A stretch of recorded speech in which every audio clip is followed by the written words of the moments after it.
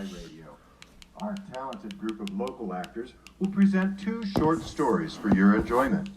You provide your own holiday treats, we'll provide the Christmas stories. The first is titled The Boy with the Box, and the second is titled The Year of the Perfect Christmas Tree. This production is made possible by the Pheasant Ridge Equine Clinic with additional support from Covered Bridge Winery and the law firm of Jordan, Oliver, Walters, and Smith. The Boy with the Box, by Mary Higgins Van Boris, was adapted for radio and directed by Teddy Yeager. It includes the voice talents of Nancy Ruby as the narrator, Hayden Moody as Tom Reynolds, Jackson Ransom as Ralph Evans, Andrew Nelson as Harvey McGinnis, Nikki Pickering as Mrs. Reynolds, Angie Davis as Mrs. McGinnis, and Tori Clausen as Kitty McGinnis. Sound effects are created by Frank Spizzetto. Is giving really better than receiving? Let us transport you now to a Christmas in the 1940s, where our main character, Tom, finds an answer to this question in The Boy with the Box. It was an ideal Christmas day. The sun shone brightly, but the air was crisp and cold, and the snow and ice lay sparkling everywhere. By 2 o'clock in the afternoon, the broad bend near Creighton's Mill was alive with skaters. The girls in bright caps and scarves, the boys in sweaters and coats of every conceivable color, made a picture of life and brilliancy worthy of an artist's finest skill. Tom Reynolds moved in and out among the happy throng with swift, easy strokes, his eyes shining with excitement. Now and again, he glanced down with pardonable pride at the brand new skates that twinkled beneath his feet.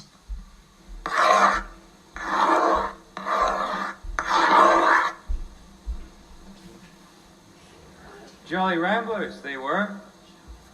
Ever since Ralph Evans had remarked with a tantalizing toss of his head that no smart fellow would try to skate on anything but Jolly Ramblers, Tom had yearned with an inexpressible longing for a pair of those wonderful skates.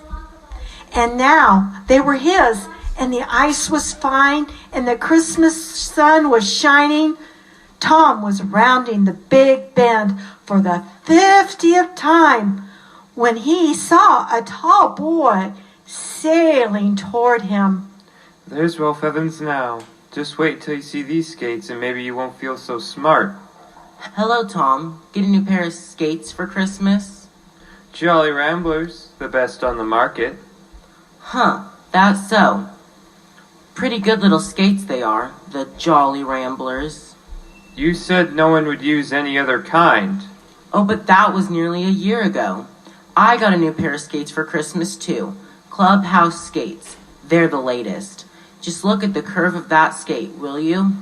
And the clamp that you couldn't shake off if you had to. They're guaranteed for a year, too.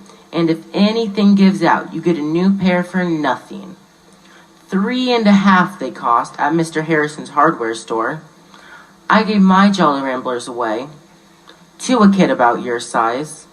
A mighty good little skate they were. See ya. And with a long, graceful stroke, Ralph Evans skated away, taking all of Tom's Christmas joy with him. The sun still shone, the ice still gleamed, the skaters laughed and sang, but Tom moved slowly on. What was the use of Jolly Ramblers when Ralph Evans had a pair of clubhouse skates that cost $1 more, had a graceful curve and a faultless clamp, and were guaranteed for a year? It was 4 o'clock when Tom slipped his new skates carelessly over his shoulder and started for home. He was slouching down the main street, head down, hands thrust deep into his pockets when, on turning a corner, he ran plump into a great big box held by two sturdy arms. Whoa, that came pretty near being a collision. Hello, Tom. Hello, Harvey. Nobody hurt, I guess. Been down to the ice? I could see the skaters from Patton's store. Oh, I see you got some new skates for Christmas. Ain't they beauties now? A pretty good little pair of skates. Pretty good? Well, I should say. And a perfect day for skating. What have you been doing today? Well, I've been doing the Santa Claus act down at Patton's store. About a week ago, as I was cleaning out the storeroom, I came on 3 big boxes with broken dolls in them. Beauties they were. Nothing wrong with them either.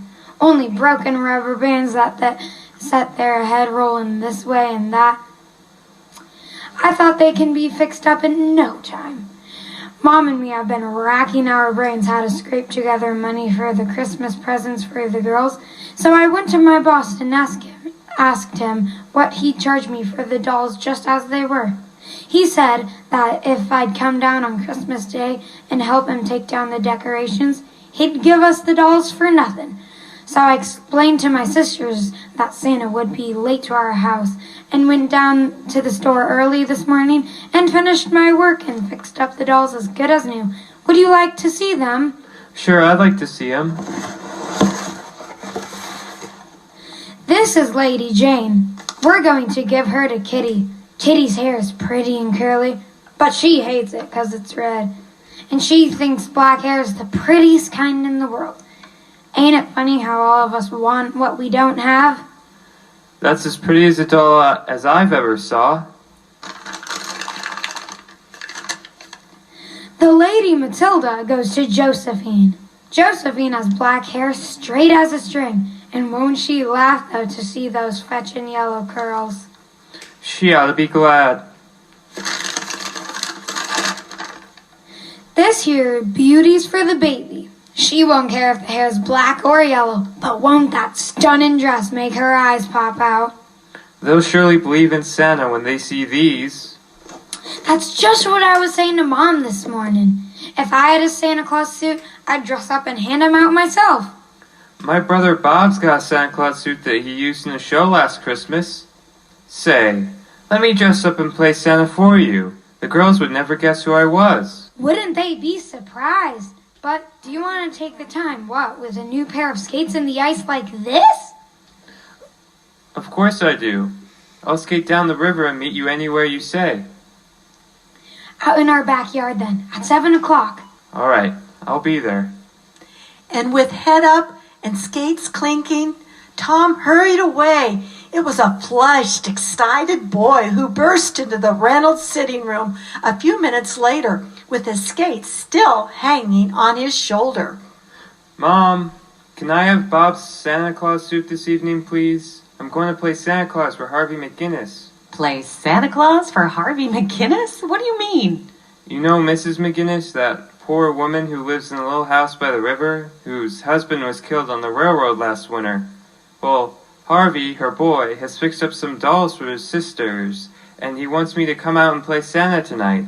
He must be a splendid boy, and I would be glad to have you help. And another thing, do you think Grandma would care if I spent part of that $5 she gave me for a pair of skates for Harvey? He hasn't any skates at all, and I know he'd just love to have some. That's very generous of you, and you'd still have $2.50 for that little trip down to Grandma's. But I like to get him some clubhouse skates. They're a new kind that cost $3.50. But I thought you said the Jolly Ramblers were the best skates made. They are, but these clubhouse skates are just the kind for Harvey.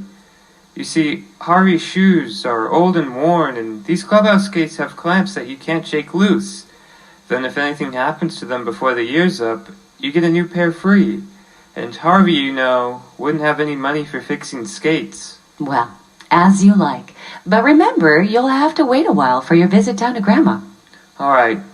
Thank you, Mom. I'm going to ask Mr. Harrison if he won't open up his store and sell me a pair for a special time like this. I'm sure he will. That evening at 7, as the moon was rising over the eastern hills, a short, portly Santa Claus stepped out of the dry reeds by the river and walked with wonderfully nimble feet right to the McGinnis's little backyard. As he neared the small porch, a dark figure rose to greet him, one hand held up in warning, the other holding a bulky grain sack full to the brim. Here's your pack, Santa. They're all waiting for you in the front room. I'll slip in the back way while you go around and give a good thump at the door, and Mom will let you in.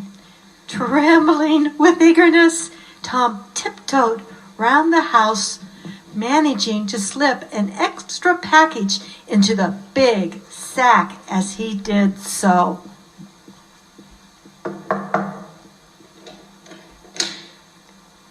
Good evening, Santa. Come right in. Tom looked up into her big, kind face, so full of Christmas sunshine. The room was small and bare, but decorated with pine and bits of red and green crepe paper that Harvey had saved from the store. On a large bed in the corner sat 3 little girls.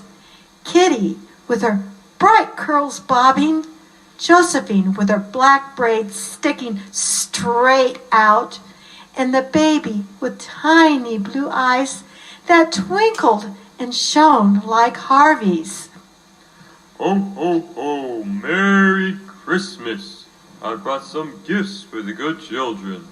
This one is for Miss Kitty McGinnis. A doll! Oh, the loveliest doll that ever was! Oh, Harvey, I'm afraid you paid too much. Go on. Don't you know that Santa can do whatever he wants? The other dolls were received with raptures, Josephine stroking the golden curls of Lady Matilda, and the baby dancing round and round, waving the pink-robed Lady Clarabelle above her head. Mrs. McGinnis, for you. For me? I reckon Santa wanted you to wear those gloves on a Sunday afternoon. And I'll be proud to do it. Little sacks of candy next were produced, and everyone settled down to enjoy it, thinking that the bottom of the big sack must be reached when Santa called out, And a package for Harvey McGinnis. For me? Why, what? Clubhouse aids. You shouldn't have. These must have cost a lot. Go on. Don't you know that Santa can do whatever he wants? and with a bow, Santa was gone. A few minutes later, skating swiftly down the shining river in the moonlight, Tom spotted a tall figure in a fur-trimmed coat. Well, how are the Jolly Ramblers doing tonight? The best in the world. And isn't this a glorious night for skating? Merry Christmas, Ralph. Merry Christmas, Tom. So, Tom discovers that giving is better than receiving. The Winterset Stage Community Theater relies on the gifts of all its supporting members. If you would like to become a supporting member or donate to the Winterset Stage, visit our website at thewintersetstage.org. We would like to thank you for tuning in to 91.9 KSOI Radio, who partnered with us to bring you this year's holiday production. We also want to thank our sponsor, the Pheasant Ridge Equine Clinic. Also, thanks to Covered Bridges Winery and the law firm of Jordan, Oliver, Walters, and Smith, who provided additional support.